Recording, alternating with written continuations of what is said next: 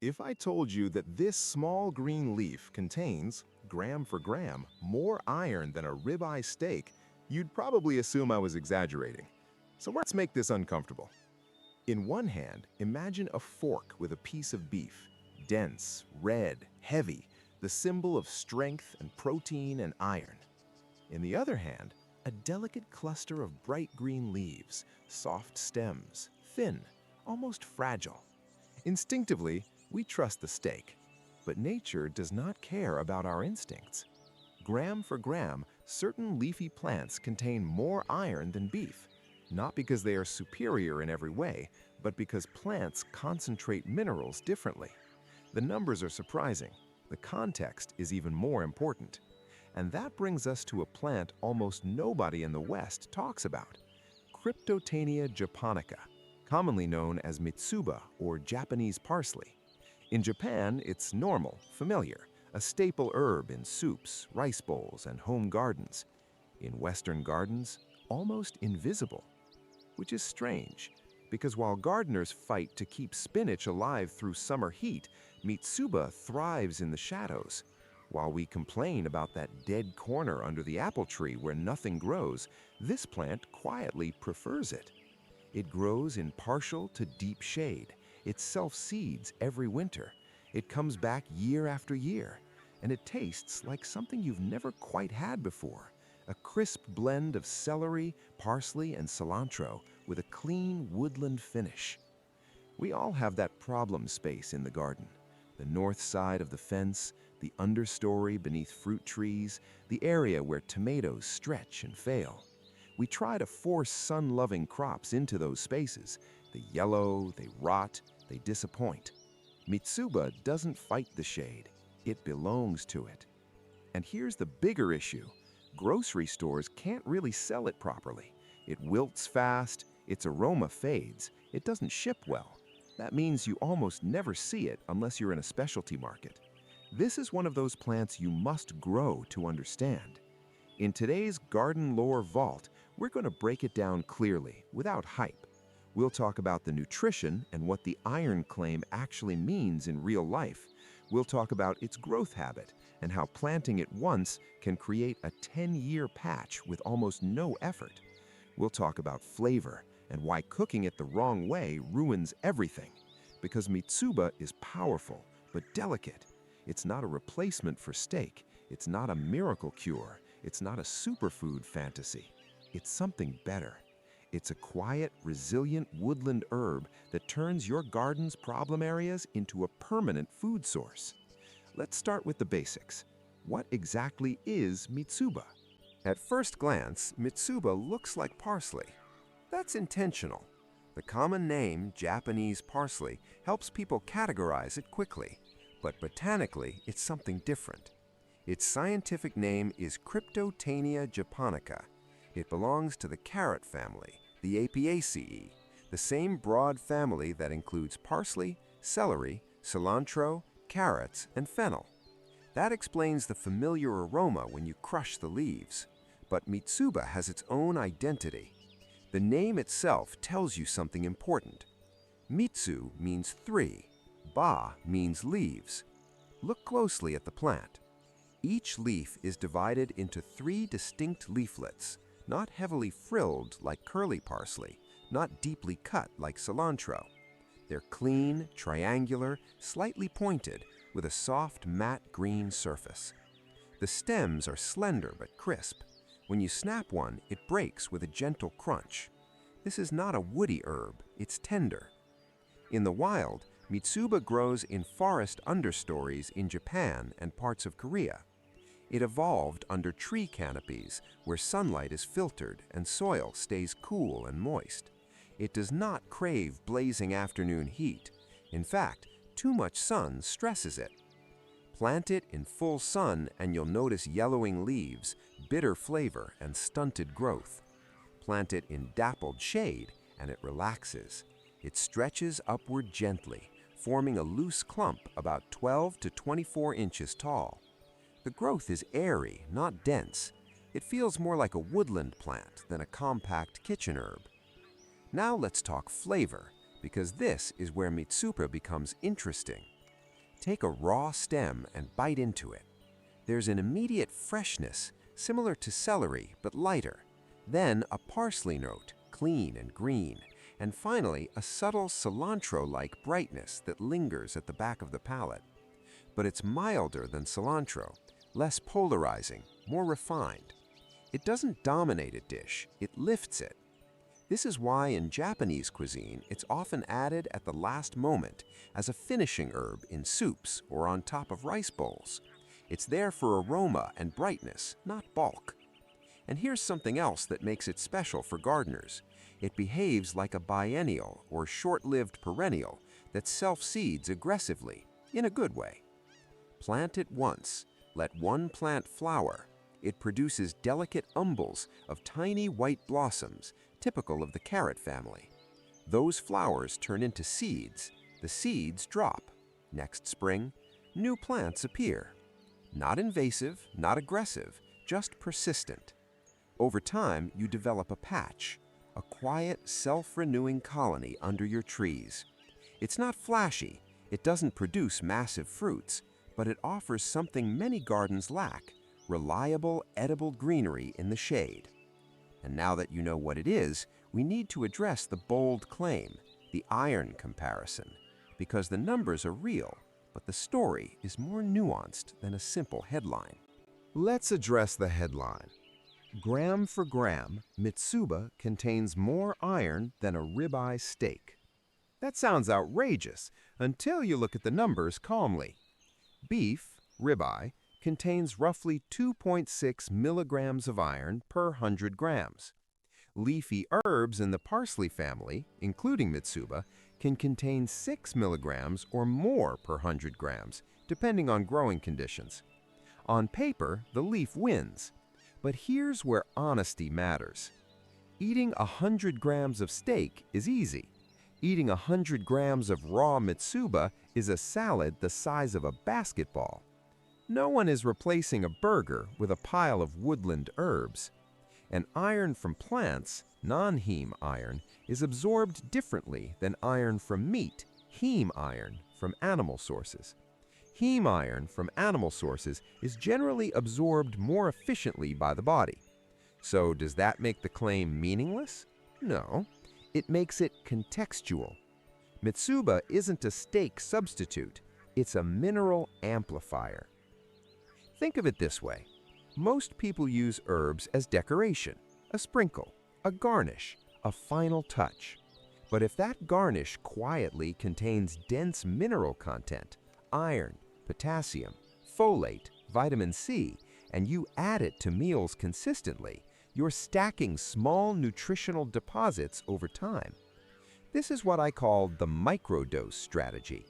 Instead of taking supplements, you integrate small, frequent additions of nutrient-dense plants into everyday meals. A handful chopped into soup, scattered over rice, mixed into eggs, folded into salads.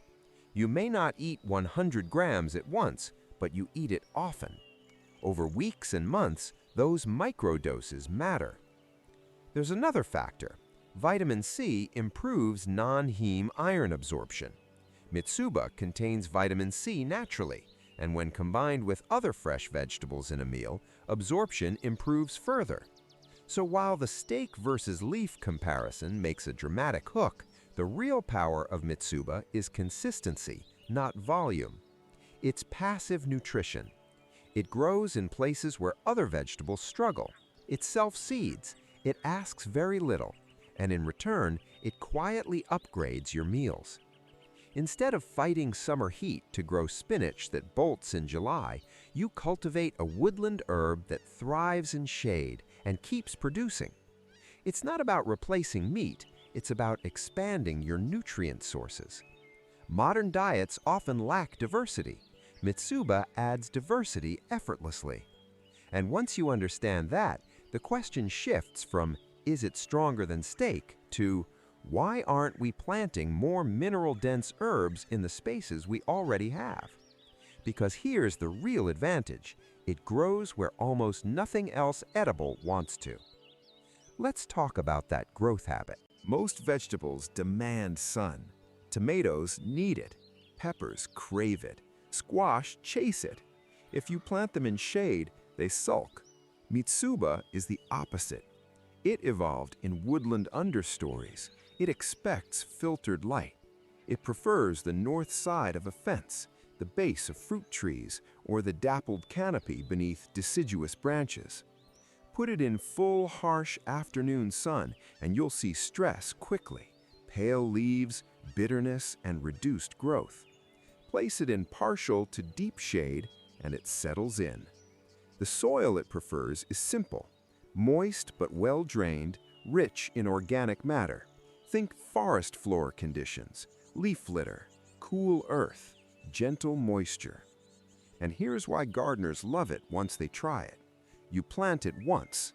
You let one plant flower, then you step back. Mitsuba produces delicate umbrella-shaped clusters of tiny white flowers, typical of the carrot family. Those flowers mature into seeds. The seeds drop naturally around the parent plant. The following spring, small seedlings appear. Dozens, sometimes hundreds. You thin them if needed. You transplant a few to new shady corners. You eat the rest as tender baby greens. It becomes a system. In USDA zones 4 through 9, Mitsuba behaves like a short-lived perennial or biennial that reliably self-seeds. In colder winters, the top growth dies back, but the roots survive, and seedlings emerge early in spring, often before many annual greens are even sown. It's one of the first edible greens to wake up. That early spring flush is powerful. When the garden is still waking, Mitsuba is already harvestable. And because it tolerates shade so well, it pairs beautifully with fruit trees in permaculture-style plantings. Instead of leaving bare soil beneath trees, you create a living understory that feeds you. There's almost no maintenance, no trellising, no staking, no constant fertilizing. Cut what you need, leave some to flower, let the cycle repeat. It's what I call a forever herb, not because a single plant lives forever, but because the patch renews itself year after year. Most gardeners obsess over sun exposure. We chase south-facing beds and wide open spaces. Mitsuba invites you to flip that thinking. What if your shade isn't a limitation? What if it's an opportunity? Instead of forcing sun crops into difficult spaces, you match the plant to the environment. Under your apple tree, along the north wall, beside a shaded fence line. Places where lettuce struggles in summer heat become stable, reliable harvest zones. And once the patch establishes itself, you may find that the shadiest part of your garden becomes the most dependable source of fresh greens. Low effort, high resilience, quiet abundance. Now that you understand how it grows, we need to talk about something critical. Because Mitsuba is forgiving in the garden, but in the kitchen, one mistake can ruin it. Mitsuba is easy in the garden. In the kitchen, it demands restraint. There is one golden rule: do not cook it. At least, not the way you cook spinach. Mitsuba is not a braising green. It is not kale. It is not something you simmer for 10 minutes while you check your phone. If you boil it aggressively, two things happen. The aroma disappears. The flavor turns slightly bitter. Its delicate, volatile oils, the compounds that give it that clean celery, parsley, cilantro brightness, are heat-sensitive. Extended cooking drives them off into the air. And once they're gone, they're gone. So how do you use it correctly? Residual heat. This is how it's traditionally handled in Japanese cuisine, where Cryptotaenia japonica is a common finishing herb. Imagine a simple miso soup. You prepare the broth, you add tofu, maybe mushrooms. The soup is hot, steaming. Then you turn off the heat. Only after the stove is off do you add chopped mitsuba directly into the bowl. The residual warmth gently wilts the leaves for 10 to 20 seconds, just enough to release the aroma without destroying it. That's it. The same principle applies to egg drop soup, rice bowls, donburi. noodle dishes, or even roasted vegetables. Finish the dish, remove it from active heat, and add Mitsuba last. It's a finishing herb, not a base ingredient. You can also use it raw, chopped into salads, scattered over avocado toast, mixed into cold noodle dishes, folded gently into scrambled eggs at the very end.